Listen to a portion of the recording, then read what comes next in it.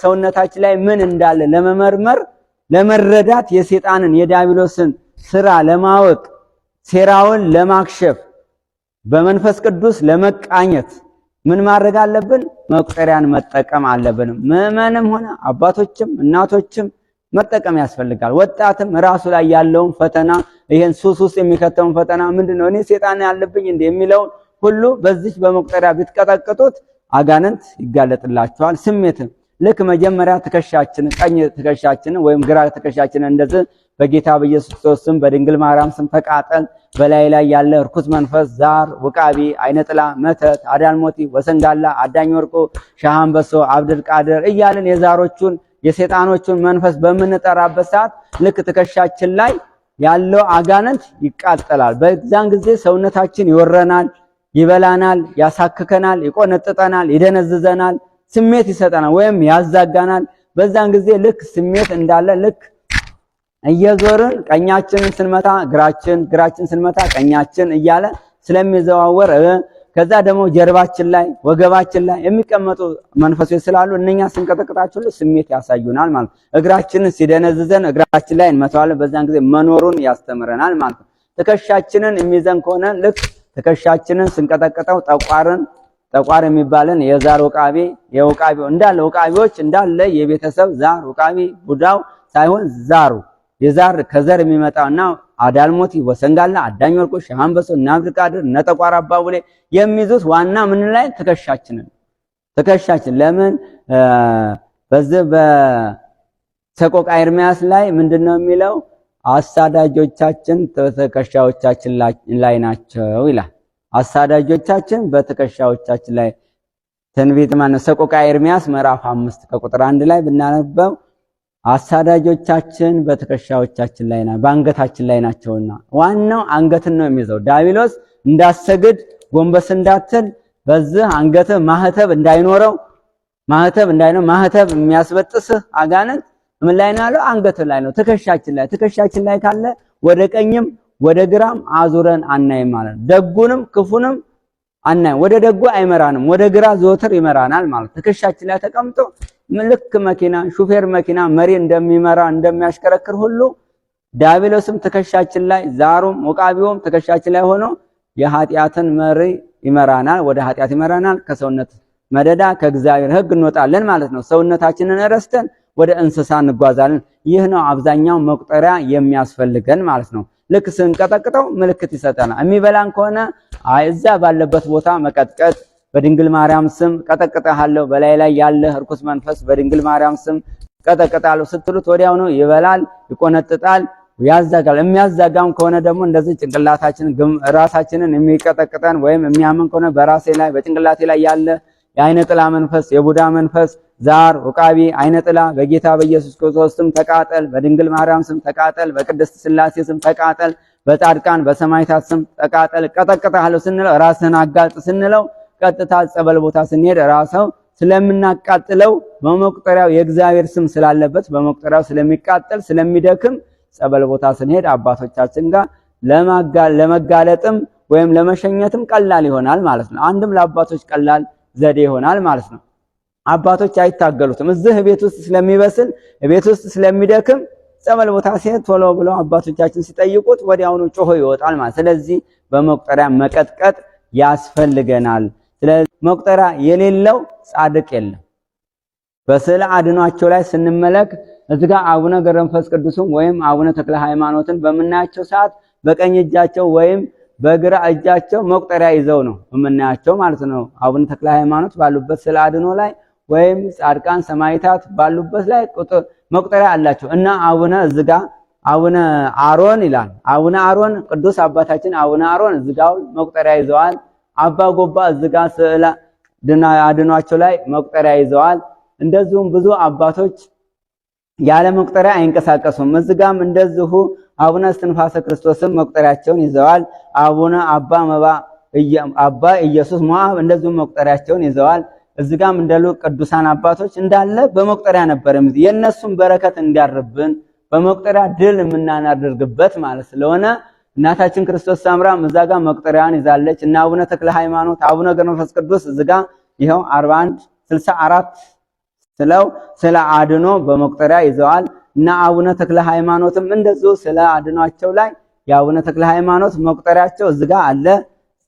አቡነ እስትንፋስ እና አቡነ ሳሙኤል ሁሉ እዚህ ጋር ይዘዋቸው ነው መቁጠሪያውን የምናየውና መቁጠሪያ ከአባቶቻችን በረከት የምናገኝበት። ቄደር ይኸውላችሁ ሙስሊም የነበረ ሰው ሙስሊም የነበረች ሴት ቀጥታ ወደ ክርስትና ስትመጣ ቄደር አያስፈልጋትም።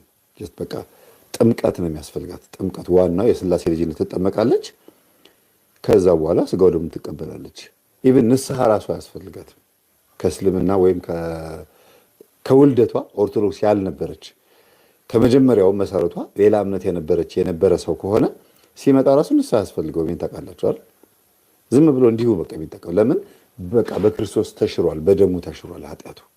ኦርቶዶክስ እያለ የነበረ ሰው ነው ሲያጠፋ እንደገና ንስሐ የሚገባው። የእስላም ስጋም ይብላ የአሳማ ስጋም ይብላ ከእምነቱ ሌላ ከሆነች ሴት ወይም ከሆነ ሰው ጋርም ይተኛ ቄደር ያስፈልገዋል። ቄደር ያስፈልገዋል። ንስሐ ብቻ አይደለም ቄደር ያስፈልገዋል። እና እኔ በጣም የሚገርመኝ አንዳንዴ እንደው አፌን እኔ ባላወራ ይሻለኛል። ዝም ብለን የራሳችን ወሬ ደግሞ የተነካካ ነገር ነው። እኛ ስለ ራሳችን ስናወራ እነሱም አሉበት እኮ አባቶችም አሉበትና ይከብዳል። እንደው በጣም ከባድ ነው።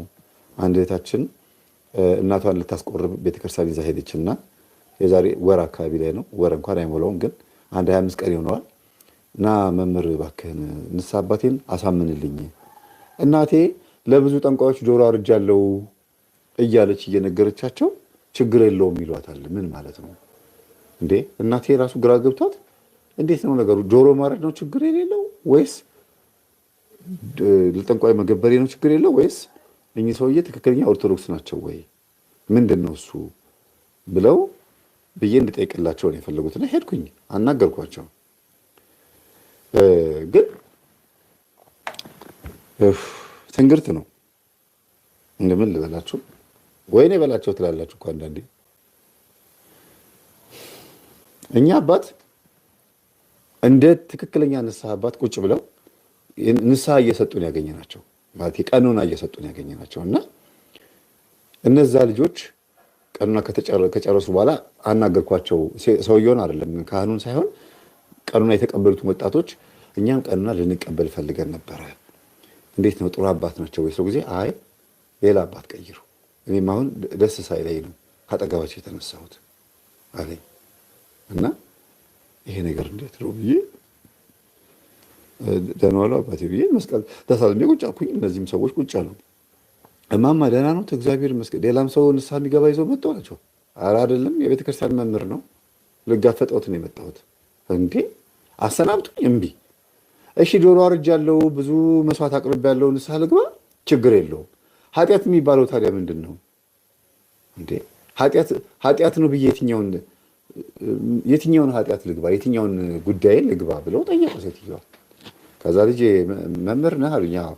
የት ተውት፣ የኔን መምህርነት እንደምን ቁጠሩኝ፣ ተውት መምህርነቱን።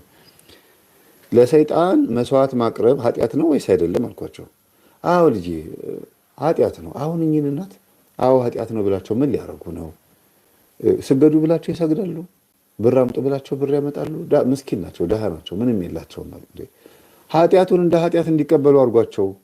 አዎ የሰራሽው ኃጢአት ነው፣ ግን ከመቀነትሽ ላይ ከ20 ሳንቲም ላይ 1 ሳንቲምም ትሁን ያችን ለእኔ ብጤ ስጪ። ሀብታም እኮ ብር አምጣ አይባልም ንስሐ ሲገባ። ሀብታም ስገድ ነው የሚባለው፣ ድሃ ደግሞ ብር አምጣ ነው የሚባለው። የሌለውን የሚጠየቀው፣ ያለውንማ ይሰጥና ዞር ይላል። ብር አምጣ ከተባለ ሀብታም ያለውን ሀብት ቢሰጥ ምን ችግር አለው? ኃጢአቱን ለማሳሰር ነገም ግን ኃጢአት ውስጥ ይገባል። ለምን ብር የጭነቀው ይላል። ድሃ ደግሞ ስገድ፣ ጾም፣ ጸልይ ብቻ ከተባለ አይ በቃ ጉልበቴ የጭነቀው የሚለው በዚህ ከተገላገልኩ ይላል። ግን ከየትም ሊያመጣው የማይችለውን ነገር ይጠየቃል። ምንድን ነው እያሉ ያሉት እርስዎ? እኔ አልገባኝም። ኦርቶዶክሳዊ ኖት አልኳቸው። ምን እያልክ ነው አሉኝ። ወይ ቅብአት ኖት፣ ወይ ጸጋ ቅብአት ኖት፣ ወይ ኦርቶዶክስ ኖት፣ እውነቱን ንገሩኝ አልኳቸው። ከዛ እንዴት እንደዚህ ትላለህ ምናምን ብለው ሊናገሩ ሞከሩና ዞር ዞር ብለው ሌላ ሰው ደግሞ ያሉ እንደ ሰው እውነትም እምነታቸው ሌላ ነው ብዬ ዘበኛው ጋር ሄድኩኝና እኛ አባት ግን የዚህ ደብር አገልጋይ ናቸው ስለ ጊዜ አዎ ናቸው። ቅርብ ጊዜ ነው የመጡት። ጸበል ቦታ ያጠምቁና 4 ሰዓት 5 ሰዓት ላይ ጸበሉ ሲዘጋ መተው ደግሞ እዚህ ቁጭ ብለው ንስሐ ልጆቻቸውን ያናዝዛሉ። ምን ነው አሉኝ። እንዲህ ሆኖ እንዲህ ተናገሩ ስለው ጊዜ አለኝ። ገረመው። ዘበኛው ራሱ ደነገጠ። እንደዚህ አሉ። አዎ ቆይ መጣሁ። ቆይ አትሄድ ወደ እሳቸው እኔ መጣሁና አስተዳዳሪው ጋር ገብተው ተናገሩ። አስተዳዳሪው አሉኝ እንደዚህ ና አሉኝና ጠሩኝና ተስፋ ስላሴ ደህና ነህ አሉኝ። እንዴ አባት ያቁኛል ስላቸው ጊዜ አውቃለሁ፣ የንስሐ ልጆቼ ያንተ ተማሪዎች ናቸው። የታለ ያካህን አሉኝ። እዛ ዛፍ ስር ናቸው ያሉት። ኦርቶዶክሳዊ ከሆኑ አስተምሯቸው እኚህን አባት። ግን ኦርቶዶክሳዊ መሆን አለመሆናቸውን ጠይቀው አይደለም የሚያውቁት። ነህ ወይስ አይደለህም፣ ቅባት ነህ አይደለህም ተብሏል የሚጠየቀው። ፈትኗቸው፣ የሆነ ቼክአፕ አድርጓቸው፣ ክሮስ ቼክአፕ አድርጓቸው አልኳቸው። ፕላን ኤ ፕላን ቢ ፕላን ሲ ብላችሁ መጨረሻ ላይ ነው ግራ ከገባችሁ እምነትህ ምንድን ነው ልትባረር ነው ብለው ከነገራችኋቸው ሊናገሩ ይችላሉ። እሱም እንደው ሞኝ ከሆኑ እንጂ አይናገሩም። የሚገርማችሁ እኛ እያወራን እኛ አባት መጡ። እኔ እና እሳቸው እያወራንና አባታችን እንደምን ነዎት? ሰላም ነዎት? እግዚአብሔር ይመስገን እንዴት ነዎት? ምናምን ብለው ያሸረገዱ መጥተው መስቀል ተሳለሙና ጉልበት ለመሳም ሲሉ አይ ቆይ ጉልበት መሳሟ ትቆየኝና የንስሐ ልጆቹን ጥሩልኝ አሉ። የትኞቹን? አሁን የመጡትን። ከዛ መምህር ተስፋዬ ዝም በል ሹሩር አያስፈልግም እኔ ገብቶኛል አሉኝ። በቃ እሳቸው ደስ ያላቸውን ያርጉ ብዬ መጡ። ንስሐ እማማ እስቲ የሰሩትን ኃጢአት ንገሩኝ አሏቸው። ዝም ብዬ ልናገረው አደባባይ አሉ። ከዛ መምህር አንተ ዞር በል ማለታቸው ነው አሉኝ። አይ እሱንማ ተናግረውታል እኮ አሳ ምናምን ዶሮ አርጄ እንደዚህ እያሉኝ ነው ስላቸው ጊዜ ሌላ የሚናገሩት አለ? አዎ ስንት ጉድ አለ እንዴ! ስንት 5 ጊዜ አስወርጃለሁ አሉ እኮ። ዞር ይበልሎትና ለብቻዎት ይናገሩ እሺ አሉ። እዛው ኃጢአታቸውን ይናገራሉና እኚህ ሴትዮ ኃጢአታቸውን ተናዘው ሲጨርሱ በሉ በቀን 7 እየሰገዱ እንደገና ደግሞ 30 ብር ለእመቤታችን ደግሞ ያመጣሉ። ሲዋቸው ጊዜ ኃጢአቴ ቅጣት አገኘው እሰይ ትንሽም ትሆን ቅጭኝ ብያት ነበር እያሉ በቃ እንዴት ነው ለመቀጣት የሚፈልግ ሰው ታውቃላችሁ? ደስ ብሏቸውን የወጡት ከዛ ቤት። ከዛ እኚህ አባት አዩ አሏቸው። እኔ እርሶን ለመውቀስ ወይ ለሌላ ነገር አይደለም። ሰው ጥፋተኛ ነኝ ብሎ ሲመጣ አዎ ነህ ነው የሚባለው። ጥፋተኛ ነህ ብለው እርሶ ከመሬት ተነስቶ ባይወቅሱትም እንኳን ነኝ ብሎ ሲመጣ አዎ ነህ። ግን እግዚአብሔር መሐሪ ስለሆነ ይምርሃል። እንዲያውም እንዲህ ስንቀጣቸው በቤታቸው ሄደን ስንቀጣቸው ነው የሚያስፈራው እንጂ እነሱ መጥተውማ መቀጣታቸውን ፈልገውታል። አባቴ ለምንድን ነው እንደዚህ ያደረጉት አልገባኝም አሏቸው አስተዳዳሪው ለካህኑ። ካህኑ ጸጥ አሉ። ማለት ኖርማሊ ይቀድሳሉ፣ ያጠምቃሉ፣ ምን ይላሉ። ግን የፈዘዘ ሰው ታውቃላችሁ እንደዛ ነገር ናቸውና ከዛ ናስቲ መምህር ተስፋ በሉ አባታችን ይሄዱ በቃ አሏቸው። ተስፋ ስላሴና ግባሉኝና ገባው። ገብቼ እኔ ግን አባቴ ይቅርታ እኚህ አባት ግን ወይ ተዋርሶ አለባቸው። ሲያጠምቁም ቼክ አድርጉ፣ ኪሳቸው ውስጥ ምን ስራ ስር እንደያዙ ምን እያደረጉ ህዝቡ እንደሚያጠምቁት ቼክ አድርጉ አልኳቸው። እሱስ ልክ ብለሃል፣ በቃ እንዲያው ሌላ ጊዜ በደንብ እናወራለን። ይሄንን እኔ አሁን ለአንድ ዲያቆን አዘዋለሁ፣ እኔም ቸኩያለሁ፣ ቤተ ክህነት ጉዳይ አለብኝ ብለው መስቀል አሳልመውኝ ሸኙኝ። ከዛ በሳምንቱ ደወሉልኝና ተባረሩ እኮ ያ ሰውዬ እኮ አሉኝ። ደውለው አስተዳዳሪ ወይ አባቴ ምን አድርገው ተባረሩ? አንደኛ ቅባት ነው፣ ሁለተኛ ደብተራ ነው። ቁልጭ የጠረጠርኩት ራሱ ሆነ። ለምን ሁኔታ ነው የሚያሳዩት ማንነት ነው። እንዲህ አይነቱ እኔ አሁን እውነት ቅባቶች ግን ደፍረው ታቦት ይሸከማሉ። እሺ አመንዝራ ዘማዊስ እንደው እግዚአብሔር ይቅጣው፣ እዛው ታቦቱ በደንብ አድርጎ በበሽታን በምንም ይቆልም ወደን አድርጎ ይቅጣው ነፍሱ እንድትድን ይላል ቅዱስ ጳውሎስ። ምን ይላል? በእናንተ መካከል በአሕዛብ እንኳን የሌለ ኃጢአት የሰራ ሰው አውቃለሁ። በእናንተ መካከል በአሕዛብ እንኳን የሌለ ኃጢአት የአባቱን ሚስት ያገባ ወይም እንጀራ እናቱን ያገባ ሰው ሰምቻለሁ። እንዲህ ያለው ሰው ከማህበሩ ራቅ ይበልና ሰይጣን ይግባበት፣ የሰይጣን መጫወቻ ይሁንና ጸበልተኛ ይሁን ማለት ነው። ግን ለምን ነፍሱ እንድትድን ነፍሱ እንድትድን እንዴት ነው ሰይጣን መጫወቻ የሚሆነው? ወይም ደግሞ ሰይጣን ያሰቃየው እንዴት ይባል ሲባል ውስጡ ያለው መንፈስ ይቀስቀስበት። እሱን ለማስወጣት በሚጾምበት፣ በሚጸልይበት፣ በሚሰግድበት ጊዜ ምን ይሆናል? ወደ እግዚአብሔር ይተጋል። እና እኔ አንዳንዴ በጣም ማፍረው በምንድን ነው ቤተክርስቲያን ውስጥ ማገልገል የማይገባቸው ሰዎች አሉ፣ ከኔም ጭምር። ልብሰ ተክህኖውን መልበስ ቀሚሱን መልበስ የማይገባን ሰዎች አለን። እንዲች ቤተክርስቲያን መድረስ የማይገባን ግን መሐሪ ነው። ምእመን መሆን ይቻላል። አገልጋይ ሆኖ ከመቀጠል እውነት እግዚአብሔርን ነው የምላችሁ። ምእመን ሆኖ ይቅር በለኝ ማርያም ብሎ ደፋ ደፋ እያሉ መጥቶ ኪዳን አድርሶ መመለስ ይሻላል። በዚህ የተጨመላለቀ ማንነት ውስጥ ሆኖ ኪዳን ቀድሶ ቅዳሴ ቀድሶ ሰዓታት አድርሶ ደሞዝተኛ ሆኖ ቤተክርስቲያን ከመኖር በእውነት ግንበኛ ሆኖ ደጅ ላይ ብሎኬት መደርደር ይሻላል። መንገድ ላይ ለማኝ የኔ ብጤ ቄስ መሆን ይሻላል። ቄስ ሳይሆን ምእመን በቃ እውነት። ለምን ሰው እሳት ውስጥ ገብቶ እንዴት ይርመጠመጣል? ስለዚህ ጤነኞች አይደሉም እንደዚህ አይነት ሰዎች። የሆነ ባዕድ ችግር አላቸው እና ቅባት ምንድን ነው እያላችሁ ነበር። ቅባትና ጸጋ የካቶሊክ አስተሳሰብ ያላቸው ክርስቶስን ሁለት ባህሪ የሚሉ ናቸው። አንደኛ ከካቶሊክ የሚለያቸው ምንድን ነው? ክርስቶስ ተቀብቶ ነው አምላክ የሆነው የሚሉት ቅባቶች ይባላሉ። ተቀብቶ ነው ከተወለደ በኋላ እመቤታችን ከወለደች በኋላ ተቀባ። ገብርኤል ካበሰራት በኋላ ከተወለደ በኋላ ተቀብቶ ነው። ጸጋ የሚባሉት ደግሞ ከተወለደ በኋላ ጸጋ አግኝቶ ነው እንጂ እንደ ማንኛውም ፍጡር ነው። እግዚአብሔር ከተወለደ በኋላ መጥቶ መለኮቱን ያሳደረበት ብሎ ነው የሚያስቡት።